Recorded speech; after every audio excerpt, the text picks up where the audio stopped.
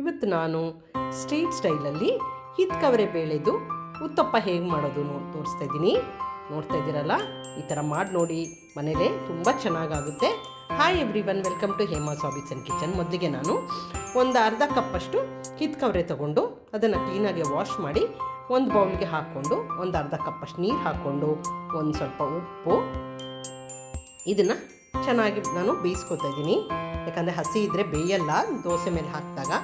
ಆಮೇಲೆ ನಾನು ಒಂದು ಸಣ್ಣ ಈರುಳ್ಳಿ ಫೈನಾಗಿ ಚಾಪ್ ಮಾಡಿಕೊಂಡು, ಒಂದು ಮೆಣಸಿನ್ಕಾಯಿ, ಒಂದು ಕ್ಯಾರೆಟು, ಆಮೇಲೆ ಸ್ವಲ್ಪ ಕೊತ್ತಂಬರಿ ಸೊಪ್ಪು, ಅದನ್ನೆಲ್ಲ ಚೆನ್ನಾಗಿ ಕಟ್ ಮಾಡಿ ಒಂದು ಕಡೆ ಎತ್ತಿಟ್ಕೊಂಡಿದ್ದೀನಿ. ಇವಾಗ ನೋಡಿ, ಹಿತ್ಕವರೆ ಬೇಳೆ ಬೆಂದ ಮೇಲೆ ಅದಕ್ಕೆ ಈರುಳ್ಳಿ, ತುರಿದಿರೋ ಕ್ಯಾರೆಟು, ಕೊತ್ತಂಬರಿ ಸೊಪ್ಪು ಕಟ್ ಮಾಡಿರೋದು, ಮೆಣಸಿನ್ಕಾಯಿ ಮತ್ತು ಶುಂಠಿ ಎರಡೂ ಜಜ್ಕೊಂಡಿದ್ದೀನಿ ನಾನು, ಅದನ್ನು ಹಾಕ್ಕೊಳ್ತಾ ಇದ್ದೀನಿ. ಯಾರೆಲ್ಲ ನೋಡ್ತಾ ಇದ್ರೆ ಇಷ್ಟ ಆಗಿದೆ ಲೈಕ್ ಮಾಡಿ, ಕಾಮೆಂಟ್ ಮಾಡಿ, ಶೇರ್ ಮಾಡಿ. ಆಮೇಲೆ ಇದು ಸ್ವಲ್ಪ ಜೀರಾ ಪೌಡರು, ಆಮೇಲೆ ತೆಂಗಿನ ತುರಿ, ಡೆಸಿಕೇಟೆಡ್ ಕೋಕೋನಟ್ಟು, ಒಂದು ಸ್ವಲ್ಪ ಉಪ್ಪು, ಮೊದಲೇ ಉಪ್ಪು ಹಾಕ್ಕೊಂಡಿದ್ದೀವಿ, ಇವಾಗ ನೋಡಿ ಹಾಕ್ಕೊಳ್ಳಿ. ಇದೆಲ್ಲ ನೀಟಾಗಿ ಈಗ ಮಿಕ್ಸ್ ಮಾಡ್ಕೊಂಬಿಡೋಣ.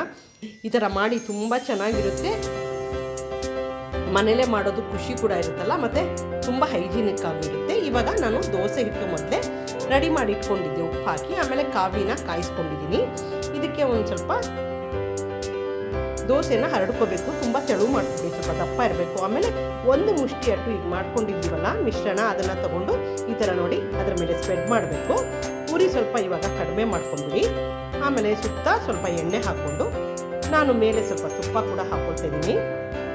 ಈ ಥರ ಮಾಡಿ ನೋಡಿ, ತುಂಬ ಚೆನ್ನಾಗಾಗುತ್ತೆ. ಮಾಡಿ ನೋಡಿ, ನನಗೆ ಕಾಮೆಂಟ್ ಮಾಡಿ ಹೇಳಿ ಹೇಗಾಗಿತ್ತು ಅಂತ.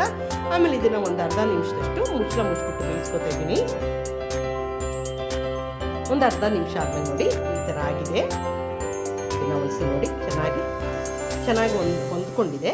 ಇವಾಗ ಅದನ್ನು ತಿರುಗಿಸ್ಬಿಟ್ಟು ಇನ್ನೊಂದು ನಿಮಿಷ ಆ ಕಡೆನೂ ಬೇಯಿಸ್ಕೊಳ್ಳೋಣ.